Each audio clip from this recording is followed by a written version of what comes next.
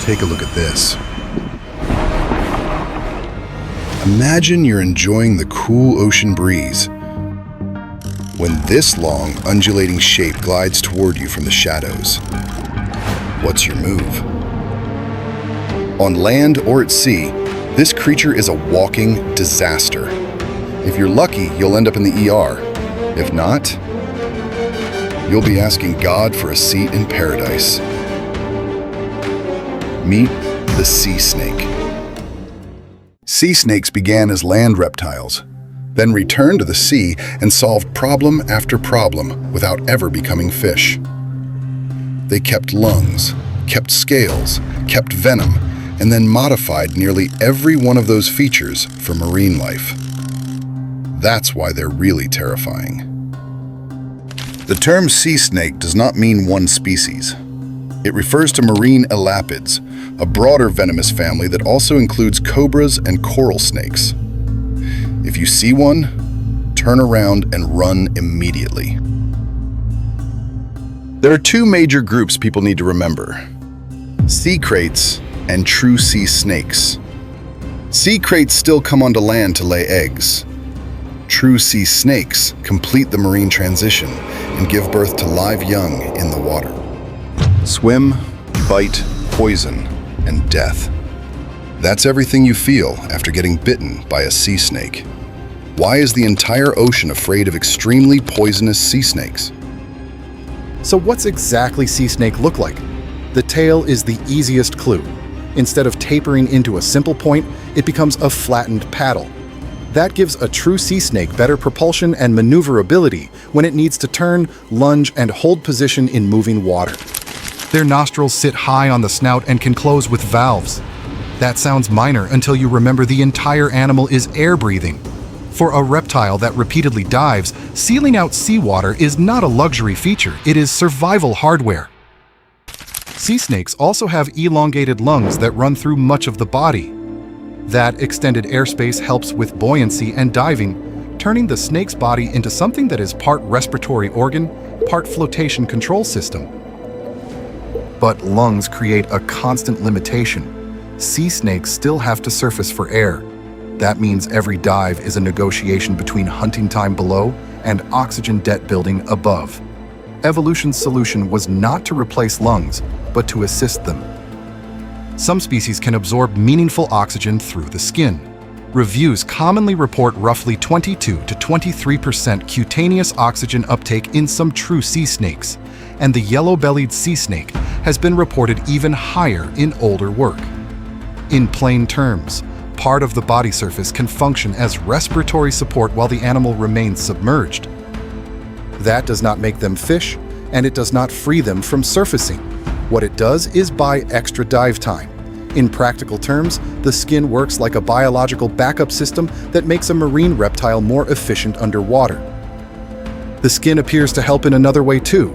Reports summarized by major references note that sea snakes can eliminate more than 90% of their waste carbon dioxide through the skin, easing one of the biggest problems of prolonged submergence. That means the skin is not just a protective covering, it is participating in gas exchange and helping solve the respiratory math of an animal that still breathes air but spends most of its active life underwater. Now we get to the fact everyone expects. Yes, sea snakes are highly venomous. Britannica describes their venom as among the most potent of all snakes, which is why sea snakes often get reduced to a single dramatic label. But venom potency is not the same thing as everyday human danger. Human fatalities are relatively rare because sea snakes are generally not aggressive, their venom yield can be small, and many bites happen only when the animals are handled directly. A terrifying toxin does not automatically create a high probability threat if the delivery pattern is limited. In the real world, bites often involve fishers removing snakes from nets or bycatch, not random attacks on swimmers. That changes the story from monster narrative to occupational hazard plus misunderstood wildlife. This is why sea snakes make such a good science story. Chemistry alone is not the whole picture. Behavior, fang size, venom yield, habitat, and human contact patterns all shape what danger actually means in real life. If one species deserves star treatment, It is the yellow-bellied sea snake. It is the true pelagic specialist, the sea snake that pushed farther into the open ocean than the rest. NOAA reviewed material notes that the yellow-bellied sea snake can ambush prey that mistake it for drifting debris. That is a beautifully efficient open ocean strategy. Do less chasing, hide in the clutter, and let prey make the final mistake.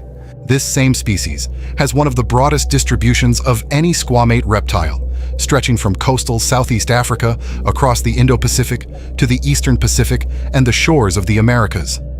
That detail matters for a U.S. audience because the yellow-bellied sea snake is the only sea snake that reaches the Eastern Pacific.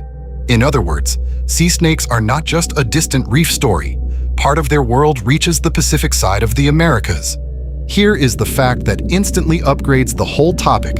Sea snakes live in salt water, yet many still depend on fresh water. They have salt glands, but those glands do not magically let them use seawater as a limitless drink. Salt glands help with marine living, but they do not erase the fundamental water balance constraints inherited from reptilian physiology. That turns the open ocean into a kind of desert. You can be surrounded by water and still become dangerously dehydrated if the water around you is too salty to solve your problem. Studies on the yellow-bellied sea snake show that these snakes drink from temporary freshwater lenses that form on the ocean surface after rainfall. It is one of the most counterintuitive and visually powerful facts in marine biology. Research indicates they can go through long dry periods, dehydrate at sea, and then rehydrate when heavy rain creates a thin drinkable layer at the surface. The animal is literally waiting for weather to make the ocean usable. The deeper lesson is that sea snakes never fully escaped their ancestry. They returned to the sea, but their bodies still carry terrestrial rules about breathing air and balancing salts and water. Then researchers found something even stranger. In 2019, a study on the blue-banded sea snake described a novel vascular plexus in the head that most likely helps supply the brain with extra oxygen during submergence. Researchers used high-resolution imaging and histology to reveal a structure most viewers would never imagine inside a snake's head. That is not a routine snake feature. It suggests that at least some sea snakes evolved extra oxygen support plumbing in the head, a very targeted marine solution hidden beneath the scales. The brain is expensive tissue. It is sensitive to oxygen shortage and cannot tolerate long interruptions.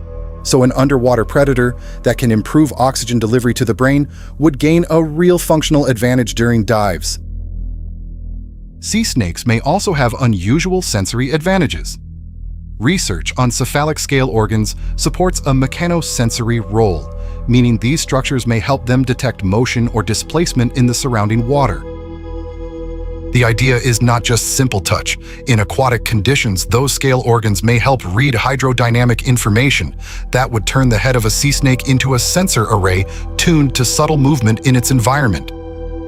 That changes how you should picture the animal. A sea snake is not merely a venom delivery system. It is a mobile platform combining propulsion, chemical weapons, modified respiration, and possibly water motion sensing. Despite the open ocean fame of the yellow-bellied species, most sea snakes are coastal animals. Reviews describe them in warm tropical and subtropical waters around reefs, islands, estuaries, mangroves, and seagrass habitats. That coastal dependency makes them easier to overlook than whales or sharks, but often more vulnerable to local habitat change. Many species remain in relatively shallow water, often less than 30 meters or about 100 feet deep, because their feeding ecology keeps them close to the seafloor and structured habitats where prey is concentrated. Their prey is usually fish, especially eels or eel-like fishes in many species. Some more specialized forms eat fish eggs. In other words, sea snakes are not generalized ocean wanderers. Many are highly selective marine hunters. That hunting style matches their design. A compressed body, stealthy movement, quick strike, and potent venom let them exploit prey in crevices, among reefs, in mud or sand, or near the surface depending on species. One of the most dramatic trade-offs is that advanced true sea snakes are famously poor on land. Britannica notes that some are effectively helpless if washed ashore because the very features that help them swim make crawling difficult. This is evolution's style of engineering. Gain efficiency in one environment, lose performance in another. Sea snakes are not all-purpose reptiles. They are specialists, and specialization always comes with vulnerability. Because access to fresh water can depend on rainfall, weather patterns are not just background scenery for sea snakes. Rain can determine hydration opportunities, distribution, and seasonal stress in ways many viewers would never expect. Species that depend on all of which can reshape the places they hunt, rest, and breed. In many regions, the landscape these snakes depend on is exactly the same landscape most exposed to human disturbance. Bycatch is one of the clearest human pressures. Sea snakes become entangled in fishing gear, which raises mortality and also increases bite incidence when people try to remove them. The conflict is ecological and human at the same time. Because sea snakes are ectotherms in warm water systems, changes in ocean temperature, rainfall timing, and habitat structure can have outsized effects.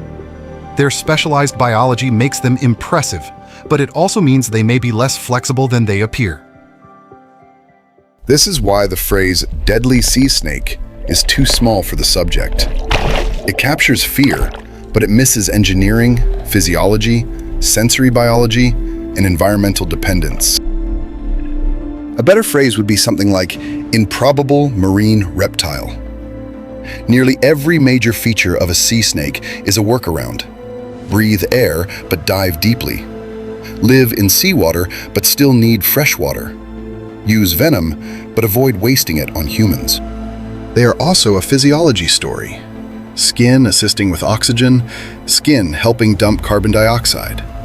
Lungs stretched along the body, and at least one documented vascular innervation near the brain. Few animals reward close inspection this much. Then there's the sensory side. Scale organs with mechanosensory evidence suggest sea snakes may be reading the water around them with more nuance than popular media usually gives them credit for. And ecologically, they are a reminder that danger does not equal dominance. A highly venomous predator can still be constrained by rainfall, salinity, shallow habitat structure, and fishing pressure. They are remarkable because they obey those laws while bending them as far as evolution could push them. They are remarkable because they obey those laws while bending them as far as evolution could push them.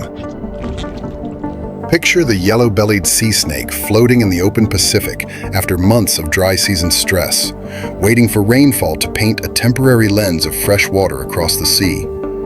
That single image explains the entire group better than any shock headline. It is visually poetic and scientifically accurate at the same time, which is rare and powerful in wildlife storytelling. These animals begin as a fear story, but they hold attention because they become a design story. Every adaptation feels like a compromise that should not work, yet somehow does.